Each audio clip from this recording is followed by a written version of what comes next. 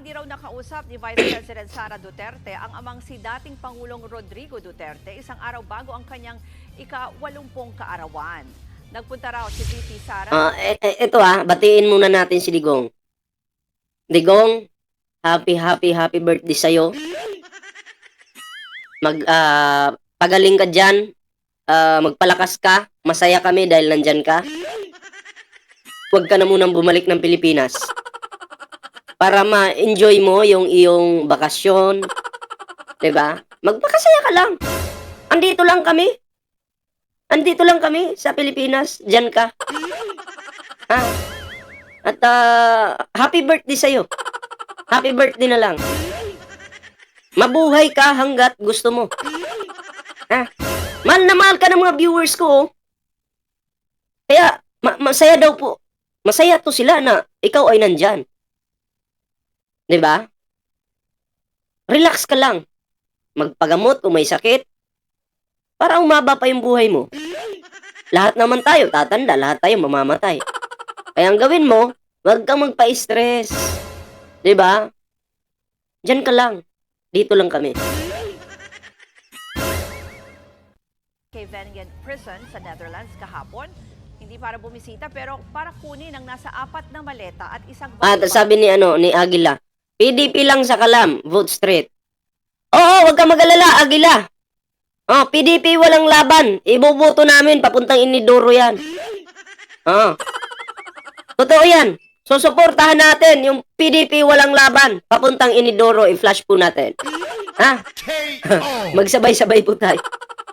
Ayan sa hindi pa po naka-like dyan sa ating live. Mag-like na po kayo, pero pag didi-escape, wag ka na mag-like. Diyan ka lang, manood. Pero wag ka na mag-like. Lanjua.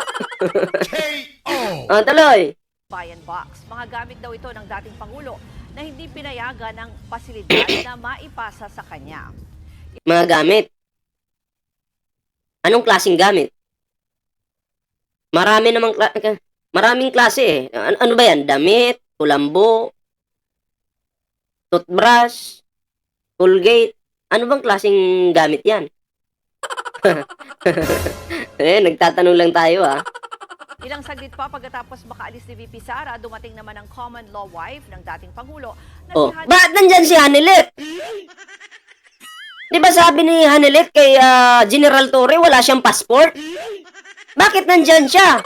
Pamilya talagang ito, may mga tupak eh. May mga sira. Sinungaling. Hanilet! Alam mo, Hanilet, kung ako lang yung sundalo, kung ako, naging sundalo lang ako, at hinampas mo ako mismo doon sa area na yon at nabukulan ako, papadapain talaga kita. Ako talaga yung aaresto sa'yo. Pupusasan talaga kita. Diba? Huwag po kayong papayag na api-apihin kayo ng mga taong ito. Pinukpo kayo. Di nyo papadapain yan. Diba? Kung ako yung pinukpok nun, wala. Dumapa ka na ngayon. Laman ka na ng balita. Hanilit, pinadapa ni Ballpoint Man dahil pinukpok si Ballpoint Man sa ulo, nabukulan. Okay lang, mabukulan ako. Napusasan naman kita. Kung ako yung nandun. Kaso hindi ako yun eh. Tuloy. Hanilet Avancenia. Sinubukan niya ring makabisita Hintay mo. Paano kaya nakapunta ng Netherlands to? Walang passport to? Walang passport to eh. Kaya hindi siya binigyan ng access. Agad naman siyang nagtungo sa mga taga-suporta nila at naging emosyonal.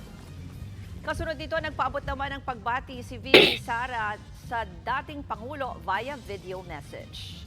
Warmest birthday wishes to former President Rodrigo Duterte. Ay, shoutout kay Volconica. Tol, lipat lang ako kay Yosek naka-live. Sige po, okay lang po.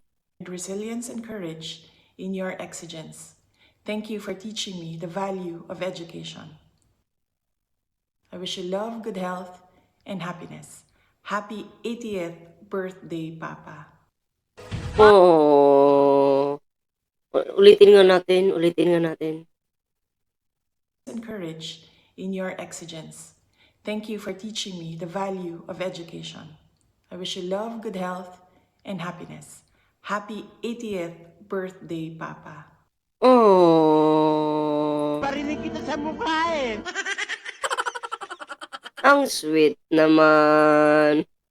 Sweet talaga, grabe. Parinig kita sa mukha eh. Sana all. Di ba? Tingnan yung mga DDS, oh.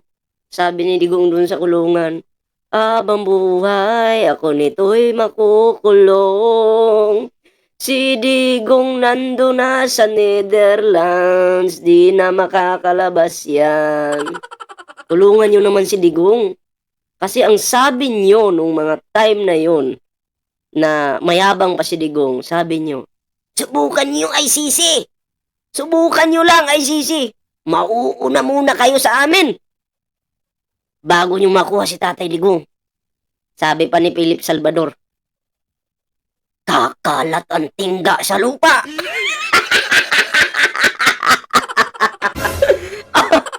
Sabi ni Philip Salvador yon. Subukan yung galawin yan. Kakalat ang tingga sa lupa. K.O. Utangin na, kaya abangan pala yung kumalat. Ano na mga DDS? Eto sa inyo.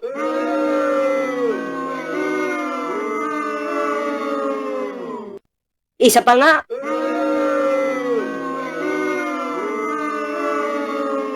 Isa pa!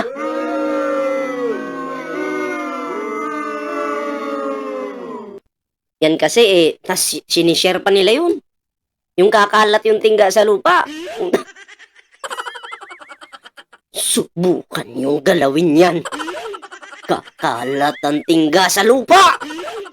K.O. Asan yung tingga? Asan? Hoy, mga tangan dides! Asan na yung tingga?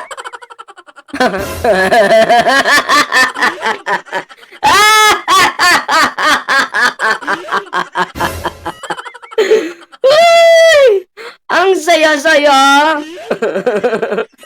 Oh, ano na? Oh. Sabi ni H Boy, tulungan mo rin. Marcos, hirap na din. Huwag ka mag-alala. Tinulungan ko na. Mas kawawa si Digong eh. Bakit? Andun po, sabi dun, habang buhay, ako nito'y nakakulong. Mga lintik na supporter ko, sabi nila, sila daw ang haharap, sila daw mauuna. Ba't ako ang inuna? K.O. Ito na. Dito tayo kay Atty. Claire Castro, mga pre. Okay? Binati. Claire Castro sings happy birthday for Rodrigo Duterte. Grabe si Atty. Claire makapang-asar. Nang-aasar pa talaga si Atty. Bano. Pero sige, panoorin po natin yung video. Magandang umaga po, Yusek. Yusek, today is the birthday of former President Rodrigo Duterte. So, meron po bang gustong ipaabot si President Marcos o ang Malacanang sa dating Pangulo? Katulad po natin ang sinabi natin noong nakaraan, dapat lamang po nating batiin ng happy birthday ang dating Pangulong Duterte. At kung maaari nga po nating kantahan lahat ng happy birthday ang Pangulo. Kanta na! Kanta. Sabay tayo, Wait, sabay kayo, Sasabay akong kumanta. Sige.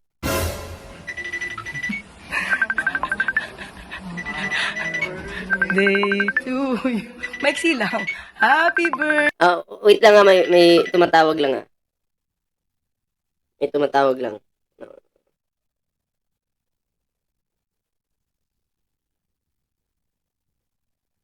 Okay, mamaya. Tuloy. Kanta tayo, Day to you. You. Maiksi lang. Happy birthday to you. And of course, we wish more years to come. We also wish Grabe si Atty. Claire. Kinantahan. Wala bang dyan ano bang regalo kay Digong? K.O. Akala ko si Pico may tumawag. Hindi po, dito sa cellphone ko may tumawag.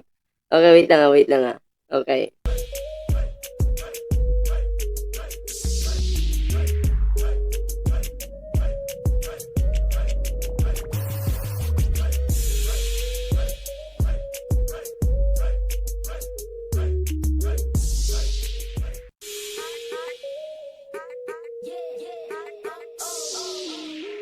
Tuloy natin. Good health, good fortune, kailangan po niya yan. And of course, ma'am, ngayon habang sineselebrate yung birthday ni FPRRD, we're also expecting different activities both from pro and anti-Duterte. And obviously, this is very divisive. So, what's your assessment on this? Do you see this as a failure on the part of government, not just on the part of administration, but on the part of VP Sara as well, considering that the brand of unity has always been the campaign of PBBM since day one. May nag-comment dito, kahit si Banat Bay galit kay Maharlika, narinig ko po. Alam niyo po yung mga yan, si Banat Bay at Maharlika, nag-iinggitan po kasi yan. Kaya nag-aaway. Si Maharlika gustong bida-bida, si Banat Bay gusto din. Si Maharlika gusto maging busing-busing nila. Si Banat Bay ganun din. Nag-iinggitan po yan. Mga wala nga bilang eh. Diba? Paring ballpoint, nang aano ka na naman tol. Shoutout kay Tol Banat Boy ha. Hindi, kinantahan lang ni Atty. Claire Castro si Digong. Ang gusto naman natin kay Digong nasa magandang kalagayan siya, nasa magandang kalusugan siya, para humaba pa yung buhay niya sa kulungan. Gusto lang naman nating malusog lang si Digong. 'Di ba? Ganun natin kamahal si Digong. 'Di ba? Kaya binabati kita ng maligayang kaarawan, Rodrigo Rua Duterte. Mabuhay ka hanggat gusto mo. Actually, I believe it's only the pro-Duterte groups that have the activities to be conducted today. But with regard to the administration, we do not have any activity to celebrate the birthday. Po kasi ma'am sa Netherlands na mga victims na maggagawa rin. Well, anyway, hindi po natin kasi ito hindi natin mapipigilan kung ano mang gusto na gawing activity ng mga di umano mga biktima o yung mga nakikisimpatya sa mga naging biktima. Tama naman po, siguro dapat malaman din po ng buong mundo na hindi lamang po ang interes ng dating Pangulong Duterte ang madinig. Pati po yung interes ng mga nabiktima ang dapat madinig ng buong mundo. Hindi po natin masasabing divisive ito dahil sila nagsasabi lang ng kanilang mga hinaing, ng kanilang mga sentiments, ng kanilang mga opinion, at it's just a freedom of expression. So, hindi po natin ituturing ito na divisive. Next question. Follow-up question from Eden Santos, Net25. Good morning po, Yusek. So, since hindi nyo tinuturing na divisive yung papakita po ng simpatsya o kaya yung pagpapakita ng kawalan ng simpatsya ng magkabilang taga-suporta po kay FPRRD ngayong kanyang birthday. So yung pong mga gagawing isasagawang mga pagtitipon ng mga taga-suporta. Sabi ni Isagani, hindi happy ang birthday ni Digong kasi nakakulong siya. Ganito lang, kantahan natin. Hindi happy birthday, hindi happy birthday, hindi happy, hindi happy, hindi happy birthday. Malungkot na karawan sa'yo, Rodrigo Rua Duterte. Nila sa Davao man o sa ibang lugar dito sa bansa ay okay lang din po yun. Hindi yun na pipigilan ng ating mga kapulisan. Wala pong kautusan na pumigil sa anumang gagawing pagtitipon dahil ito po ay constitutional right ng bawat Pilipino. At huwag lamang po silang lalagpas at maituturing na ang kanilang mga ginagawa ay labag na po sa batas. Mm. At may bilin din po ang DOH, lalo't umiinit na ang panahon. Lagi lang uminom ng tubig, pumunta sa Uminom ng tubig. malililim na lugar, at kaya in other words, ingat. Ano na po yung mga parameters na pwedeng lumagpas sila sa limitasyon para naman po reminders lang din paalala doon sa mga magsasagawa ng mga pagtitipon or programa para sa birthday ni FPRRD po? Pag sumigaw na ibaksak ang gobyerno, isa yan. Kapag nagpatuloy ng Sabi dito, pag may nag-comment basahin nyo Ayan. Pag no remittance, tingin ko mawawala ng kita ang gobyerno sa mga OFW. Kung titingnan nyo yung upload ko kahapon na video patungkol dito sa no remittance na to, no remittance week na to, karamihan po nang nag-comment dun sa akin, mga OFW. At sabi nila, magpapadala daw po sila ng pera dito sa Pilipinas. Okay? Ang hindi lang naman po magpapadala, yung mga DDS lang eh. Hindi naman po lahat ng OFW agree doon sa mga no remittance week na yan.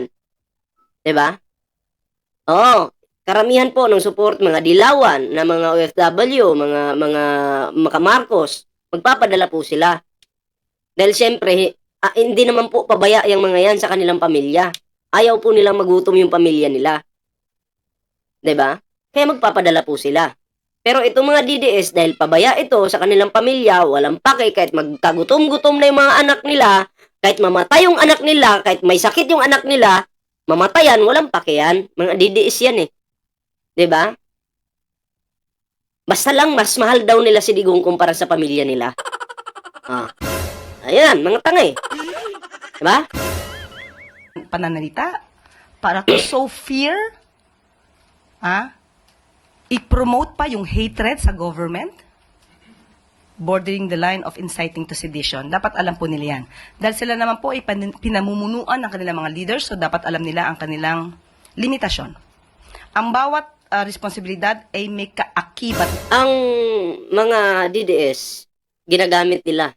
Ang mga DDS vlogger, mga Duterte, ginagamit po nila yung galit nito mga DDS ng OFW. Para magalit sa gobyerno, 'di ba? Kasi hindi po nila kaya eh, kung hindi manggagamit ng tao eh. Parang ang dating ba? Parang ang dating ganito. Meron kang kaibigan, may tropa. Pero dahil medyo pikon ka dun sa tao na yon, ang gagawin mo, uy, tropa, tulungan nyo ako, inaaway ako ng mga yun, no? Tutulungan ka, aawayin yun, kukuyugin yun. Pero kung ikaw lang mag-isa, hindi mo kaya. Ganun po ang mga Duterte. Kaya ang ginagawa po nila, yung mga DDS vlogger dyan, magpo-post na, lumabas na kayo mga Pilipino, magalit na kayo. Dahil ganito na yung administrasyon ngayon. May mga uto-uto naman, sumasabay. Yan po yung diskarte ng mga yan. Para pag nagsama-sama nga naman daw, yung mga galit sa Pangulo, pupuntang Malacanang, papababain yung Pangulo, yun yung plano nila. Ay kaso, pag sinabing DDS, nabibilang lang po yan eh. Wala ngang yan. Wala ngang milyon yung supporter niyan. Kaya lang naman nanalo yung Sara na yan dahil sa Pangulong Bongbong Marcos eh. Diba? Na obligasyon. Ma'am, since kayo po ay bumati na ng happy birthday. Yung lahat, hindi lamang DDS lang sa kanal, tama. mga ko. Tandaan natin yan. RD. Ang Pangulo po ba, wala talagang statement or kahit na letter na bumabati po sa dating Pangulo? Ang tanong lamang po sa akin kanina ni Miss Maricel ay kung Malacanang. So, lahat na po yan. Lahat na po kami bumabati rito ng happy birthday. Pero ang Pangulo po mismo, wala pong Pagkatapos po siguro ng kanyang napakahalagang meeting kay U.S. Secretary of Defense, tanungin natin kung meron siyang pabate. Going back po dun sa good news nyo kanina about pabahay, tinanong ko lang po kung kumusta na po yung 4PH ng Marcos administration. Ilang milyon na po bang pabahay ang naipatayo ng ating administrasyon para sa mga... Kung nakinig ka kahapon sa ating good news. Meron po tayo patungkol dito sa San Juan. Ngayon po, sinasabi natin ay dito sa Davao. At ibibigay pa po namin yung iba pang nabuo at mga iba pang darating na programa. So, meron po tayong figures. Binanggit ko na po yan kahapon. At ngayon din po, binanggit natin. Okay. So, yun yung video, mga pre.